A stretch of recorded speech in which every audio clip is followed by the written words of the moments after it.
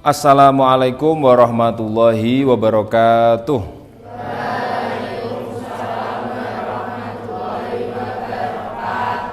Alhamdulillahirabbil alamin. Bagaimana kabar anak-anakku semua? Baik, sebelum kita mulai belajar, supaya belajar kita bisa betul-betul tenang dan bisa kita nikmati, maka harap untuk merapikan terlebih dahulu tempat duduk dan pakaiannya terlebih dahulu. Dirapikan dulu pakaian, tempat duduk, posisi duduk dan lain sebagainya. Sebelum kita mulai belajar di pagi hari ini, mari sama-sama kita awali dengan membaca doa terlebih dahulu yang akan dipimpin oleh Nada. Silahkan dipimpin. Sebelum mulai belajar di pagi hari ini, marilah kita membaca doa bersama-sama. Bismillahirrahmanirrahim. Alhamdulillahirabbil alamin.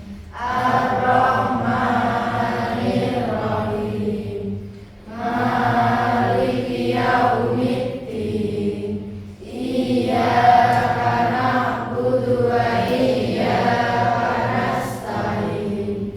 Ihdinas siratal mustaqim. Siratal ladzina an'amta 'alaihim ghairil maghdubi 'alaihim waladdallin.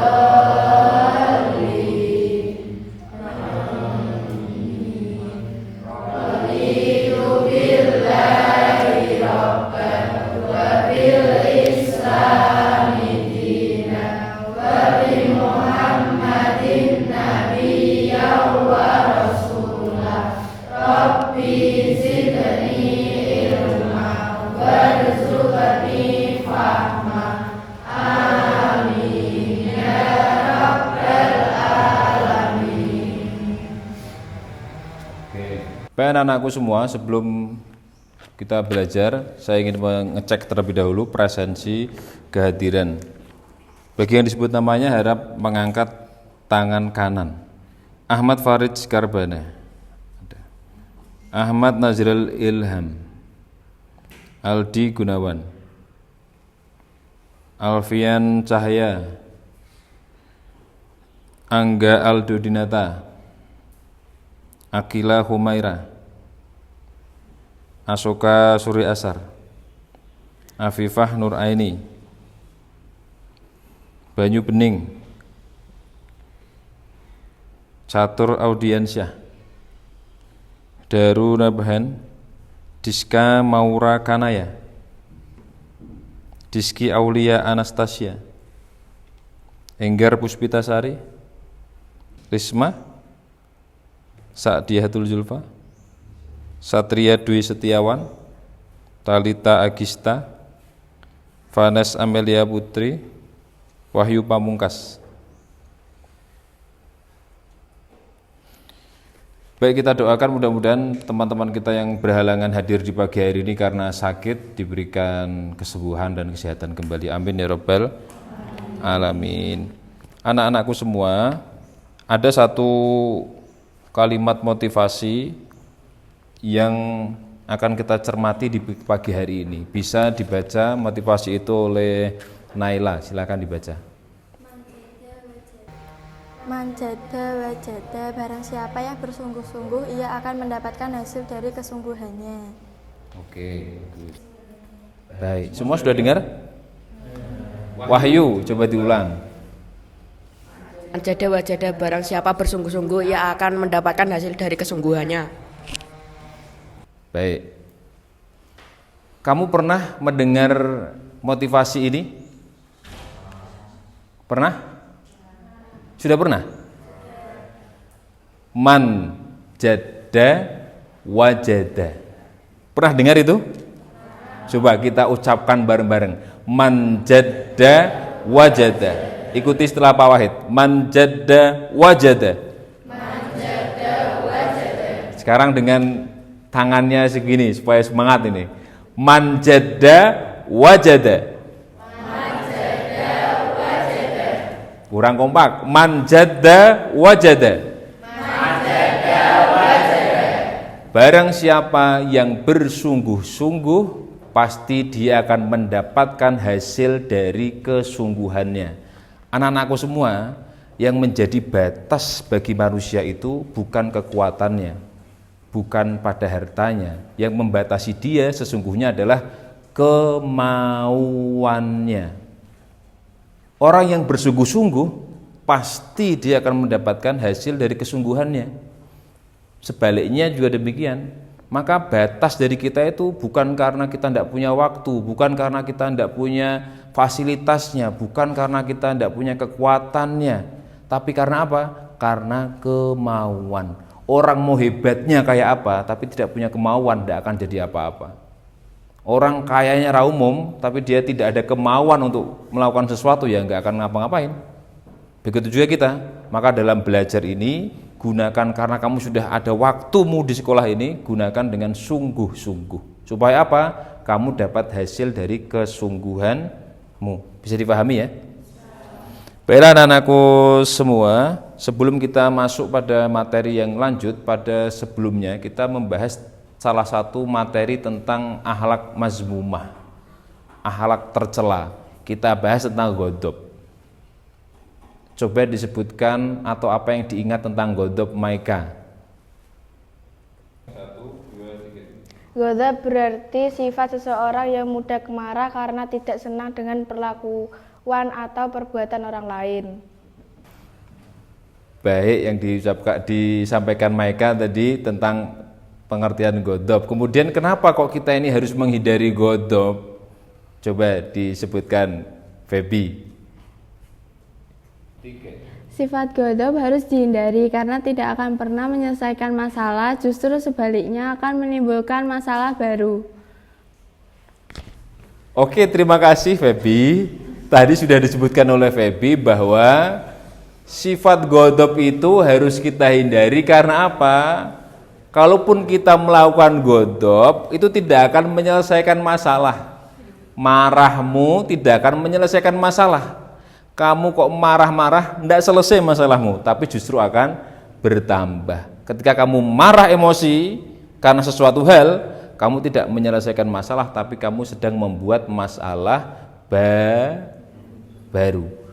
Baiklah, kemarin kita sudah membahas tentang ghadab itu, mudah-mudahan bisa kita betul-betul menjauhi dan menghindari sifat tercela yang namanya ghadab. Pada hari ini kita akan melanjutkan pembelajaran kita. Kalau kemarin tentang menghindari akhlak mazmumah dan membiasakan akhlak mahmudah, hari ini kita akan masuk pada akhlak mahmudah, yaitu mujahadah an-nafs, atau artinya kontrol diri. Sebelumnya Pak Wahid akan sampaikan terlebih dahulu tujuan pembelajaran kita di pagi hari ini. Pertama, tujuan pembelajaran kita di pagi hari ini, setelah kita belajar, diharapkan nanti peserta didik mampu menganalisis manfaat. Dari apa? Dari menumbuhkan sikap kontrol diri dalam kehidupan sehari-hari. Kemudian setelah pembelajaran kita di pagi hari ini diharapkan peserta didik atau kamu semua mampu menyajikan proyek dan paparan tentang apa? Tentang menumbuhkan sikap kontrol diri. Dua tujuan ini yang insya Allah akan kita laksanakan pada pertemuan pagi ini. Sebelum kita masuk pada proyek di pagi hari ini, pada pertemuan lalu kita sudah sama-sama membahas tentang definisi, kita coba menggali tentang makna kontrol diri. Kalau Pak Wahid simpulkan dari pertemuan yang lalu itu disebutkan bahwa kontrol diri dalam Islam itu disebut apa? Mujahadah an-nafs. Apa itu makna mujahadah an-nafs? Upaya sungguh-sungguh. Untuk apa? Mengendalikan, menahan nafsu yang melanggar hukum-hukum Allah. Itu namanya mujahadah nafs. Kita supaya bisa mengontrol diri, menahan nafsu kita supaya tidak melakukan sesuatu yang dilarang oleh Allah. Itu namanya apa? Mujahadah an-nafs. Kontrol diri juga berperan untuk menahan tingkah laku yang dapat merugikan diri sendiri maupun orang lain. Dengan kamu bisa mengontrol dirimu, itu kamu sudah menyelamatkan yang pertama siapa? dirimu sendiri. Yang kedua, orang lain. Karena apa? Karena orang yang memiliki kontrol diri yang baik, dia akan cenderung patuh terhadap aturan yang ada. Peraturan itu ketika diadakan, orang pengennya sih melewati aturan itu. Tapi orang yang punya kontrol diri, dia akan berusaha supaya tepat di mana dia berada, dia ikut aturan di situ. Karena kamu di Indonesia, kamu ikut undang-undang di Indonesia. Kamu keluar negeri, Amerika, kamu ikut aturan di sana. Karena setiap tempat pasti ada aturannya. Kontrol diri diantaranya seperti itu. Juga mampu menekan atau menahan tingkah laku yang bersifat sekehendak hatinya. Anak-anakku semua, apalagi di masa-masa remaja ini, pengennya itu kita bertindak itu sakarepe dhewe. Kadang mikirnya nanti, wis penting nglakoni sik lah, hasilnya enggak begitu. Kontrol diri itu mencegah kita diri berbuat seenaknya. Karena apa? Kita tahu setiap dari akibat itu muncul dari sebab. Tidak akan terjadi akibat tanpa sebab. Ban bocor ya karena ada sebabnya. Sebabnya apa? Ada pakunya, atau karena ada apa, ada gembesi, gembos bannya. Ada sebabnya, tidak ujuk-ujuk begitu. Maka akibat-akibat dalam hidup kita itu pada hakikatnya disebabkan karena sebab-sebab yang kita lakukan sendiri. Kemudian Rasulullah juga bersabda dalam sebuah hadis, laisas sadidu bisur'ah. Nabi Muhammad mengatakan begini, orang yang kuat itu bukan orang yang kalau gelut menang, gulat menang, tinju menang. Bukan begitu orang kuat itu. Kata Nabi, innamasyadidu alladzi yamliku nafsahu indal ghadab. Orang kuat, kata Nabi Muhammad, itu adalah orang yang bisa menjadi raja bagi dirinya sendiri, sehingga ketika dia marah, dia bisa menahan amarahnya. Saat amarahnya memuncak, dia bisa menahan. Karena salah satu ciri orang bertakwa itu dalam Al-Quran juga disebutkan wal kadhiminal ghaidho. Ciri orang beriman bertakwa itu adalah orang yang bisa membendung emosinya ketika dia dalam puncak emosi. Rata-rata kita kalau pas emosinya tinggi itu pengennya meluapkan kan, ngamuk, marah, banting piring, banting gelas, plastik tapi jangan yang keramik pecah, yang plastik. Marah begitu, pengennya begitu. Tapi orang yang bertakwa kata Nabi, orang hebat kata Nabi, orang yang kuat itu orang yang bisa mengendalikan. Ketika mau marah, dia tarik nafas, ambekan, eling, nanti kalau saya marah akibatnya begini, nggak jadi. Dia bisa menahan itu. Bisa difahami ya? Pembelajaran kita hari ini kita akan masuk pada pembelajaran namanya PJBL. PJBL itu Project Based Learning. Kalau sebelumnya belajar dengan ada masalah dalam video kemarin, sekarang kita akan belajar dengan membuat project. Projectnya apa? Projectnya nanti kita sama-sama kita tentukan setelah kamu nanti membuat kelompok. Berarti ini kamu bisa membuat kelompok, masing-masing kelompok berapa orang ya? 3 ya.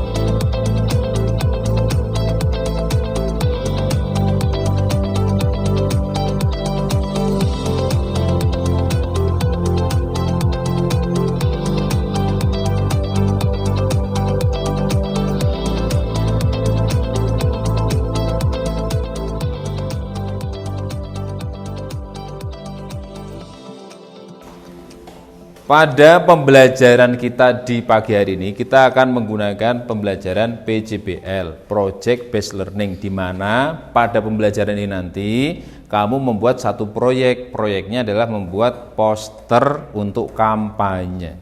Sebelumnya akan kita tentukan terlebih dahulu tema proyek.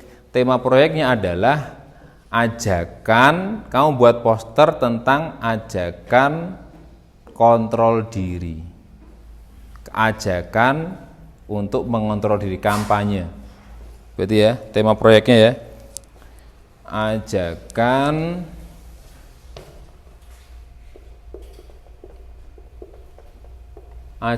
atau kampanye tentang apa? Kontrol diri. Kontrol diri itu contohnya apa? Ya tadi itu, umpama kok kamu tadi pagi berangkat, kemudian ada mobil, ada genangan air ke cipratan. Kamu mau marah kan? Harusnya ada ajakan apa?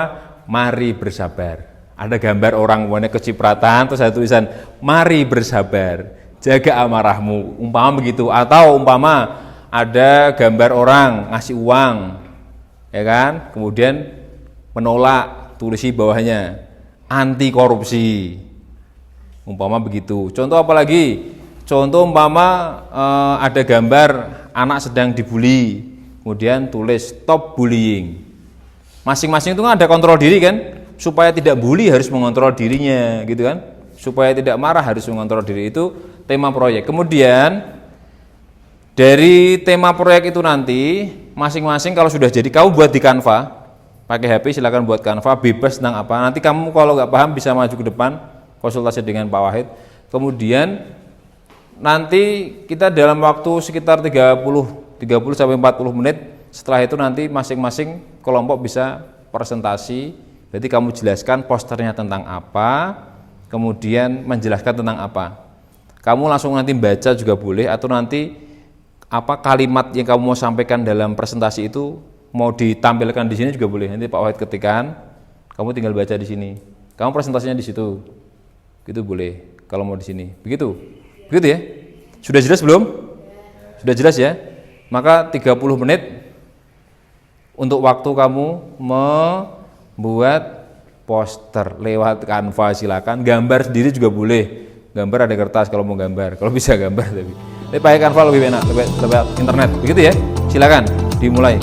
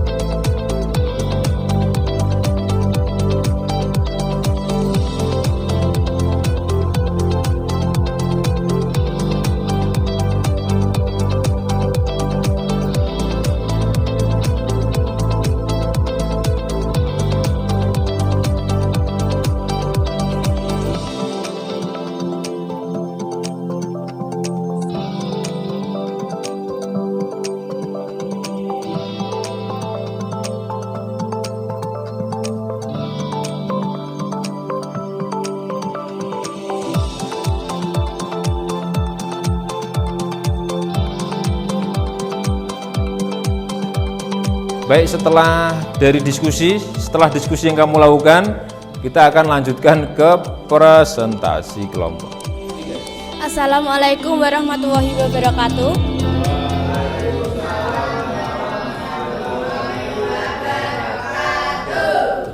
Kelompok kami akan mempresentasikan hasil pembuatan poster Stop Bullying dari kelompok kami.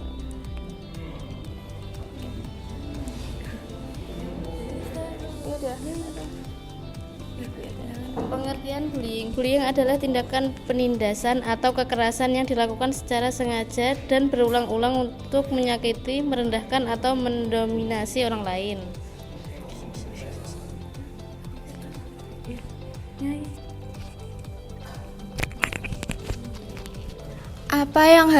Kenapa harus menghindari bullying? Bullying dapat menyebabkan luka fisik seperti memar atau cedera serius.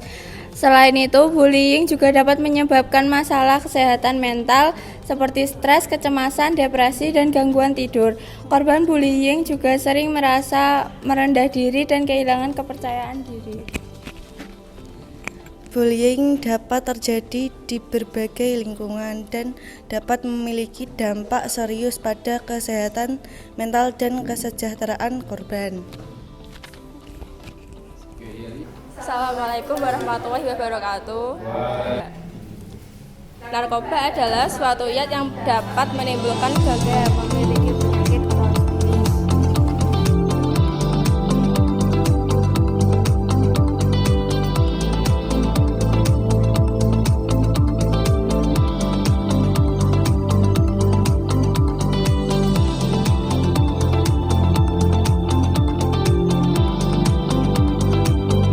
Assalamualaikum warahmatullahi wabarakatuh. Kami dari kelompok ingin mempresentasikan tentang hasil diskusi dari anti korupsi.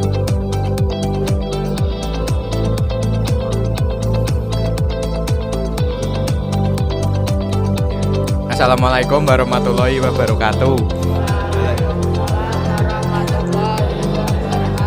Di sini saya akan mempresentasikan hasil dari kelompok saya, yaitu membahas poster tentang Stop Judi Online.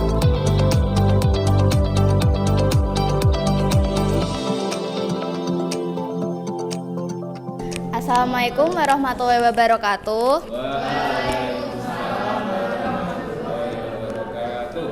Kami dari kelompok terakhir ingin mempresentasikan hasil diskusi kami yang bertemakan Stop Perundungan. Apa itu perundungan? Perundungan adalah tindakan menyakiti, mengintimidasi, atau mempermalukan seorang secara berulang. Ini bisa berupa perundungan fisik, verbal, sosial, atau siber.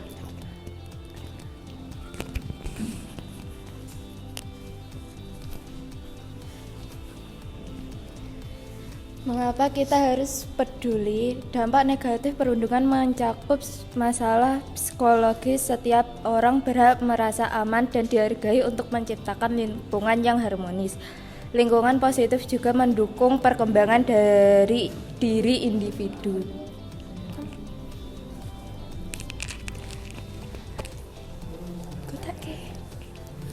Manfaat perilaku sikap kontrol diri, menahan emosi dengan baik, terhindar dari kesalahpahaman, mampu bergaul dan bersosialisasi dengan baik.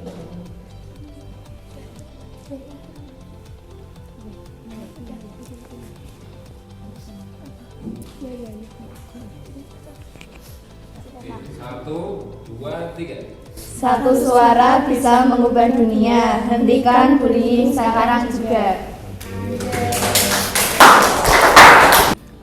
Alhamdulillah, diskusi dan pemaparan presentasi tadi sudah selesai kita laksanakan. Kemudian ada beberapa kesimpulan yang bisa Pak Wahid tambahkan terkait dengan kontrol diri dalam kehidupan kita. Yang pertama, dengan mengimplementasikan kontrol diri itu, yang menjadi poin pertama adalah kita harus memikirkan resiko dan akibat. Sehingga tadi yang sudah kita sampaikan, selalu pikirkan akibat dari apa yang akan kita kerjakan.